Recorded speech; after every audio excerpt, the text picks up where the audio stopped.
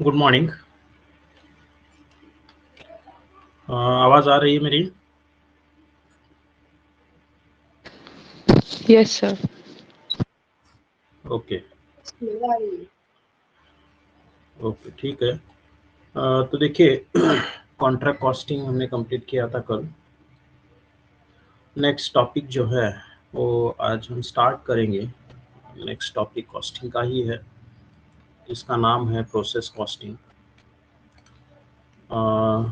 आपको पता है कि एक आध प्रोडक्ट जो है वो प्रोडक्ट अगर मैन्युफैक्चर करना है तो उसको अलग अलग प्रोसेस से गुजरना पड़ता है।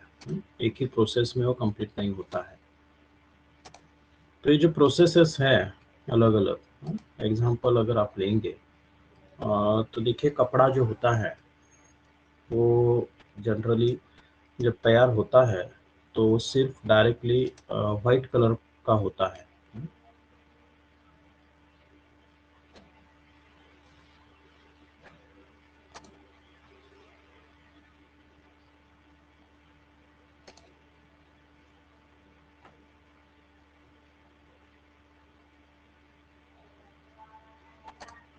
कपड़ा जो होता है तो वाइट कलर का स्टार्टिंग में तैयार होता है। उसके बाद में फिर से उस पे प्रोसेसेस होते हैं। म्हणजे बघा, कापड जनरली कापूस जो आहे त्याच्यापासून आपण तयार करत असतो, पण आपण जर बघितलं तर वेगवेगळे कपडे जे आहेत त्याचे वेगवेगळे कलर्स असतात, त्याची क्वालिटी वेगवेगळी असते, लक्षात घ्या। मग ही क्वालिटी जो आहे, क्वालिटी किस पे डिपेंड होती है, उस पे जो अलग अलग प्रोसेस होते हैं। तो उस पे ये क्वालिटी जो होती है कपडे की या उसका कलर जो होता है वो हे सगळं त्याच्यावरती डिपेंड असतं, लक्षात घ्या।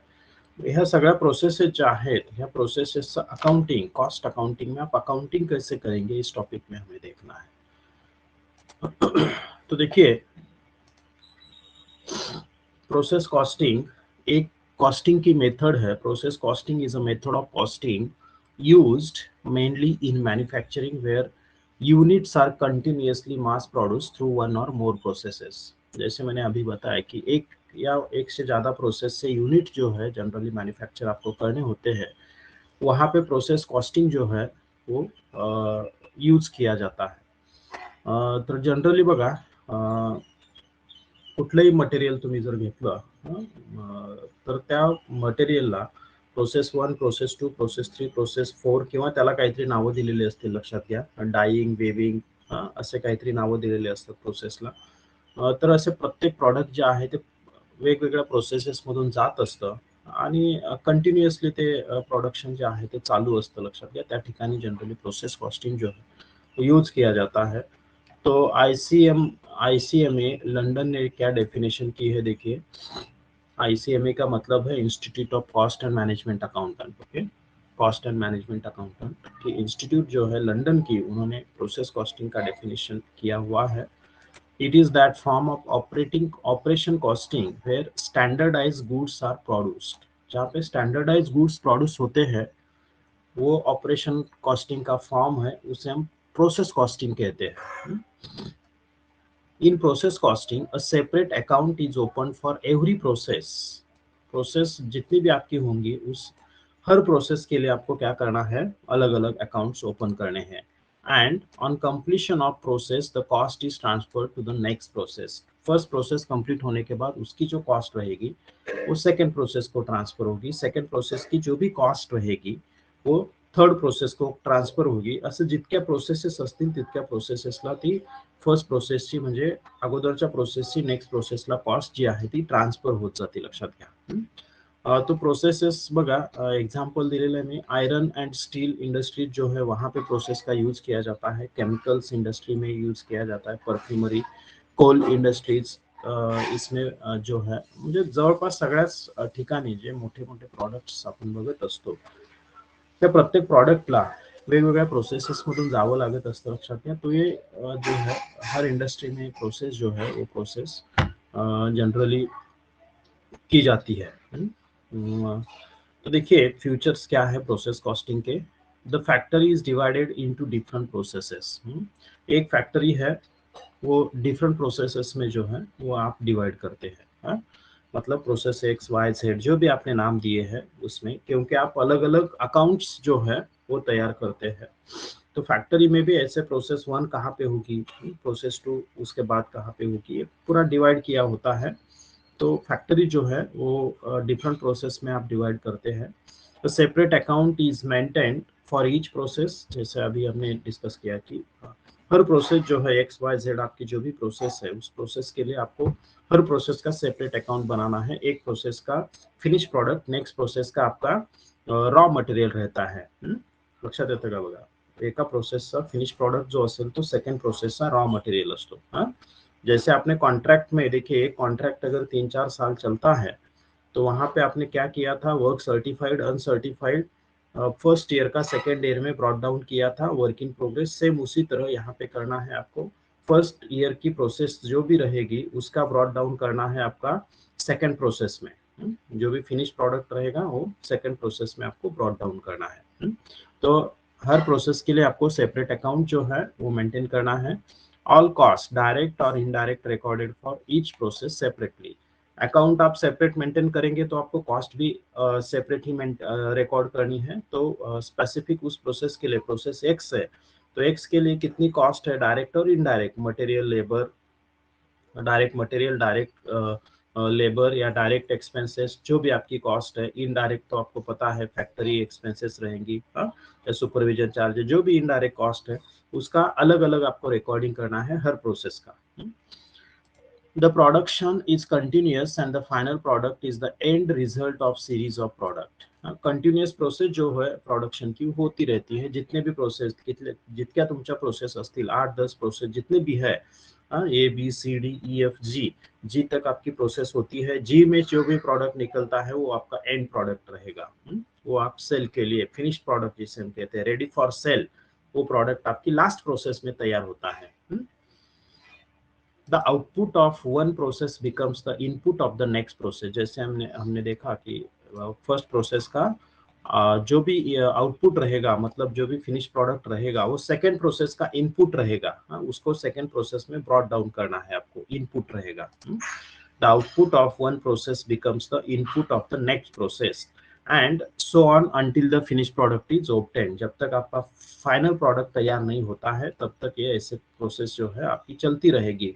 एक प्रोसेस का आउटपुट, सेकंड प्रोसेस का इनपुट, मतलब एक प्रोसेस का फिनिश प्रोडक्ट, सेकंड प्रोसेस का क्या रहेगा, वो रॉ मटेरियल रहेगा। सिंपल वर्ड्स में हम बता सकते हैं। कंट्रोलेबल एंड अवॉइडेबल वेस्टेज में usually arise at different stages of manufacturing. Controllable और अवॉइडेबल वेस्टेज, जिसको हम कंट्रोल कर सकते हैं, अवॉइड कर सकते हैं, वैसा वेस्टेज जिसे हम लॉस कहते हैं, वो अलग अलग प्रोसेस में तैयार होगा मैन्युफैक्चरिंग प्रोसेस में। जो कहेंगे हम उसे एबनॉर्मल, जो कंट्रोल हम कर सकते हैं वो होता है एबनॉर्मल। तो एबनॉर्मल वेस्टेज जो है वो तैयार होगा। तो देखिए, इसमें दो कंसेप्ट हमें देखनी है जो कि प्रैक्टिकल में भी आपको हर प्रॉब्लम में देखनी पड़ेगी। एक है नॉर्मल लॉस और दूसरा है एबनॉर्मल लॉस। तो नॉर्मल लॉस किसे कह सकते हैं, देखिए, loss which is incurred in normal circumstances. आप उसको अवॉइड नहीं कर सकते हैं। नॉर्मल सर्कमस्टेंसेस में वो लॉस जो है वो आपका होगा ही होगा।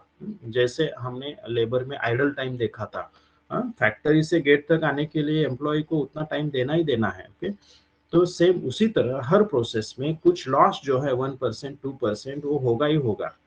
वो आप कुछ भी स्टेप्स लेंगे तो उसको सकेंगे। Loss which is incurred in normal circumstances, it cannot be avoided and hence it is non controllable. आप इसको अवॉइड कर नहीं सकते हैं। तो इसको आप कंट्रोल नहीं कर सकते। For example loss due to evaporation, evaporation से जो भी लॉस होगा उसको आप अवॉइड नाही कर सकते। सिंपली बघा, एक्झाम्पल आपण घेऊ शकतो, पेट्रोल आणि डिझेल असेल, पेट्रोल जर तुम्ही उघड्यावरती सोडलं, उघड्यावरती अगर आप पेट्रोल छोडेंगे तो पेट्रोल का लॉस होता है। देखिए, ते हवेत उडून जातं, लक्षात घ्या। पेट्रोल असेल किंवा डिझेल असेल, तो आपण अवॉइड करू शकतो का? म्हणून बघा, पेट्रोल ज्या वेळेला आपण भरत असतो त्यावेळेला ते पेट्रोलची पाईप डायरेक्ट आपल्या टाकीमध्ये टाकलेली असते, लक्षात घ्या। मग असा पेट्रोल पंपावरती काही लॉस होऊ शकतो, लक्षात घ्या। इव्हॅपोरेशन लॉस होऊ शकतो। It is calculated on certain percentage of the input units. Input units जितना इनपुट है उसके परसेंटेज में, सर्टन परसेंटेज में आपको नॉर्मल लॉस जो है वो कैलकुलेट करना पड़ता है, वो ऑलरेडी प्रॉब्लम में दिया होता है। तो नॉर्मल लॉस का परसेंटेज किस पे होता है? इनपुट यूनिट्स पे होता है। ओके, नॉर्मल लॉस जो है उसको स्क्रॅप व्हॅल्यू होती है, वो आप सेल कर सकते हैं स्क्रॅप के।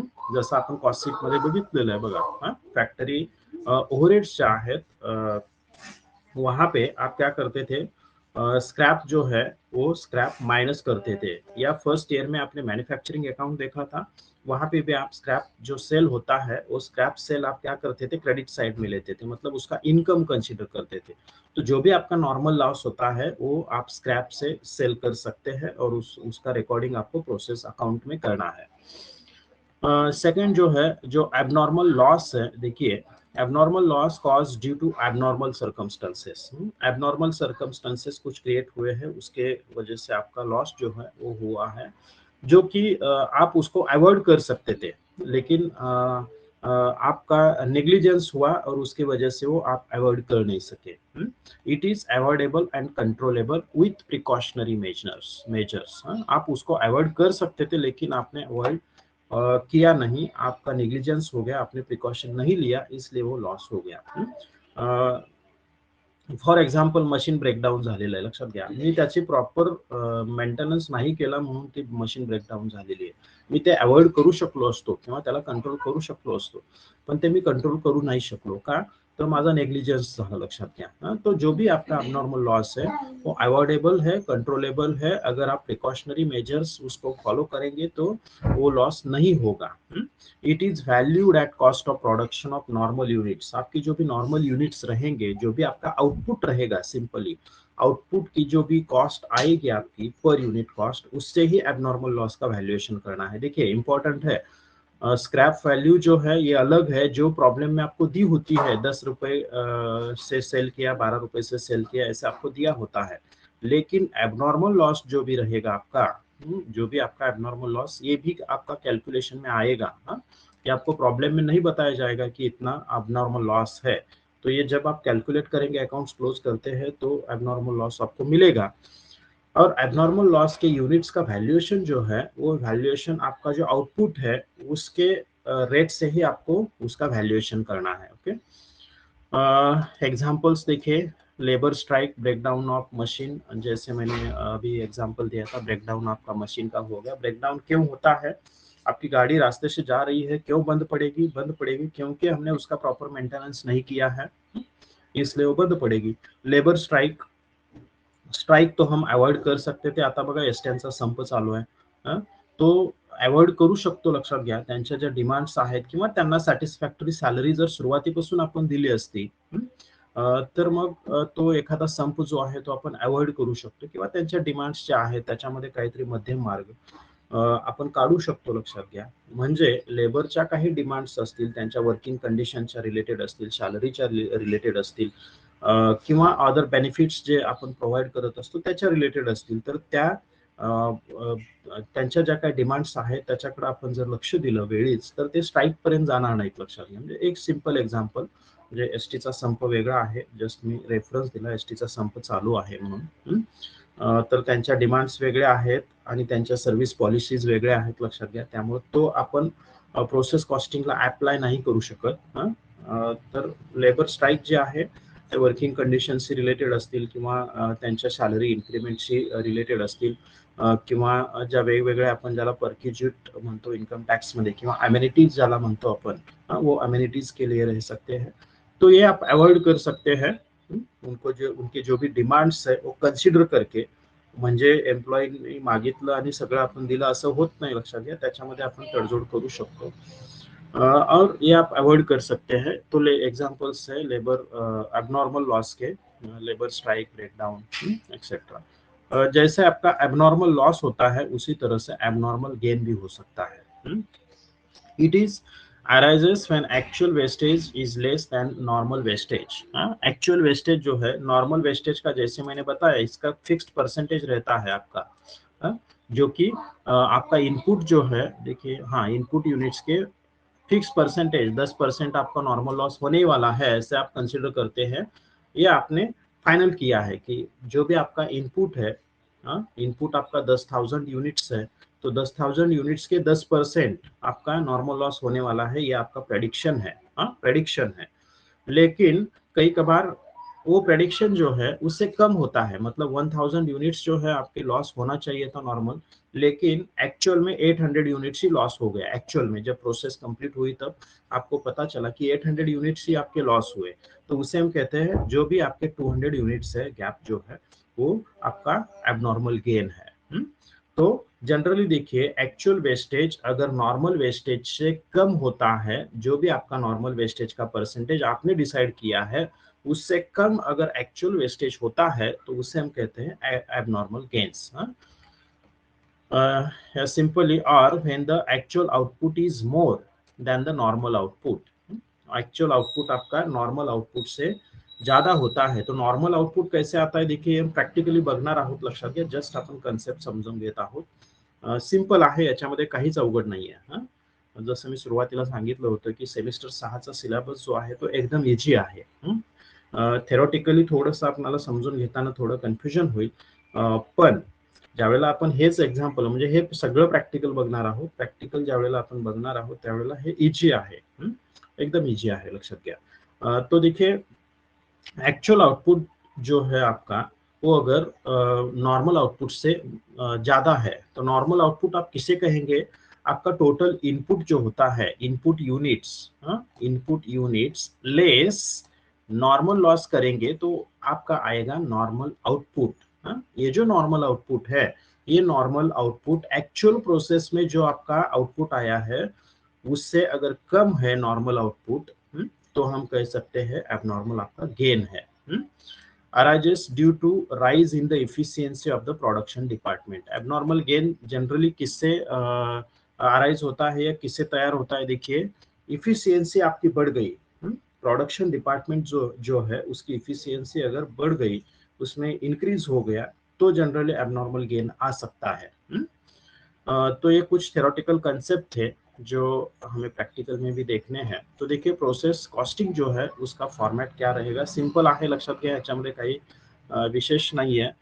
तो देखिए क्वांटिटी, यहाँ पे रेट भी कॉलम, रेट कॉलम जो आहे तोही आपल्याला बनवायचा असतो बऱ्याच प्रॉब्लेम मध्ये। इथं मी करताना काय केलेलं आहे, फक्त क्वांटिटीचा कॉलम घेतलेला आहे, तो ये रेट कॉलम भी आपको बनाना होता है। बऱ्याच वेळेला बनवावा लागतो, नाही बनवला तरी काही प्रॉब्लेम मध्ये चालतं, लक्षात घ्या। पण फॉर्मॅट म्हणून आपण रेट कॉलम सुद्धा बघू। तो इतने कॉलम आपको जनरली बनाने पड़ते हैं, बऱ्याच प्रॉब्लेम मध्ये रेटचा कॉलम आपण स्किप करतो, लक्षात घ्या, रेटचा कॉलम। त्यामुळे हा जनरल फॉर्मॅट जो रेग्युलर आपण यूज करतो, पर्टिकुलर्स, क्वांटिटी, रेट और अमाउंट, सेम क्रेडिट साइड को पर्टिकुलर्स, क्वांटिटी, रेट और अमाउंट, जितने भी प्रोसेस है उसके लिए सेम फॉर्मेट है आपका, जैसे कॉन्ट्रैक्ट का था। तो देखिए क्या क्या आएगा, direct material, direct labour, direct expenses, works overheads जिसे हम इनडायरेक्ट एक्सपेंसेस कहते हैं, या चार्जेबल अदर एक्सपेंसेस इनडायरेक्ट जो भी रहेंगी वो यहाँ पे आपको प्रॉब्लम में दी जाती है, एज इट इज आपको यहाँ पे लेना है। क्रेडिट में देखिए नॉर्मल लॉस आता है, एबनॉर्मल लॉस आता है, अगर कुछ एबनॉर्मल लॉस है तो, और जैसे मैंने बताया कि प्रोसेस 1 का जो फिनिश प्रोडक्ट रहेगा वो प्रोसेस 2 में आपका जाएगा। तो ये आपका आउटपुट जिसे हम कहेंगे, प्रोसेस 2 का आउटपुट बैलेंसिंग फिगर, ये जाएगा प्रोसेस 2 में। बाय प्रोसेस 2 कहाँ है आपने, किस अकाउंट में, प्रोसेस 1 अकाउंट के क्रेडिट में बाय प्रोसेस 2 है, इसका मतलब है प्रोसेस 2 को आपने ट्रांसफर किया, तो ये आ गया यहाँ पे प्रोसेस 1 ब्रॉड डाउन, प्रोसेस 1 से जो भी यहाँ पे आपका आउटपुट रहेगा वो आउटपुट आपने ब्रॉड डाउन किया है। फिर से same expenses, raw material, direct labour, direct expenses या वर्क्स ओवरहेड्स या अदर एक्सपेंसेस जो भी दिए हुए हैं आपके वो आएंगे। क्रेडिट में फिर से अब नॉर्मल लॉस और फिनिश प्रोडक्ट, जैसे हमने बताया कि आपका एक्चुअल प्रोडक्शन जो है वो अगर नॉर्मल प्रोडक्शन से ज्यादा आता है तो यहाँ पे अबनॉर्मल गेन आपके आएंगे, डेबिट साइड को एबनॉर्मल गेन। और इसका वैल्यूएशन आपको कैसे करना है, जिस रेट से आप एक फिनिश प्रोडक्ट का वैल्यूएशन करेंगे उसी रेट से एबनॉर्मल गेन का आपको वैल्यूएशन करना है। दैट्स रेट नहीं। सेम यहाँ पे भी जिस रेट से, ये जो रेट है, जिस रेट से आप इसका वैल्यूएशन करेंगे उसी रेट से एबनॉर्मल लॉस का वैल्यूएशन आपका होगा। तो ये कैसे करते हैं हम प्रैक्टिकली देखेंगे। देखिए जो भी आपका इनपुट क्वांटिटीज है, ये जो इनपुट क्वांटिटीज आपको दिए होते हैं उस पे आप नॉर्मल लॉस कंसीडर करेंगे, नॉर्मल लॉस उसके परसेंटेज पे, और उसकी अमाउंट जो भी रेट दिया हुआ है, ये प्रॉब्लेम में नॉर्मल लॉसचा रेट हा प्रॉब्लेम मध्ये दिलेला असतो, लक्षात घ्या। तर त्याच्यानुसार आपण याची अमाउंट घेणार आहोत। मग याचा रेट कसा कॅल्क्युलेट कराल तुम्ही, याचा जो रेट आहे, तर बघा आपकी ये जो टोटल कॉस्ट है, डेबिट की टोटल जो भी कॉस्ट रहेगी आपकी, इस डेबिट के अमाउंट के कॉलम की टोटल लेनी है, उसमें से नॉर्मल लॉस की जो भी अमाउंट है वो माइनस करनी है। लक्षात घ्या, जस्ट सांगतोय मी, आपण प्रॅक्टिकली ते बघणार आहोत।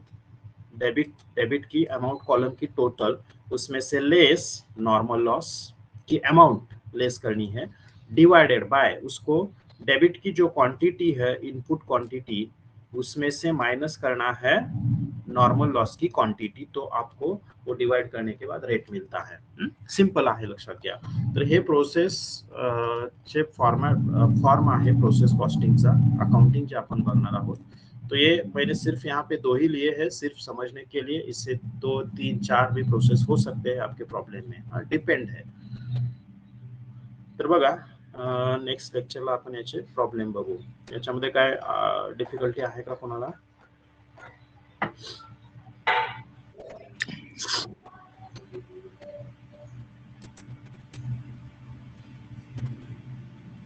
ठीक है, कल हम इसका प्रॉब्लम स्टार्ट करेंगे। ओके।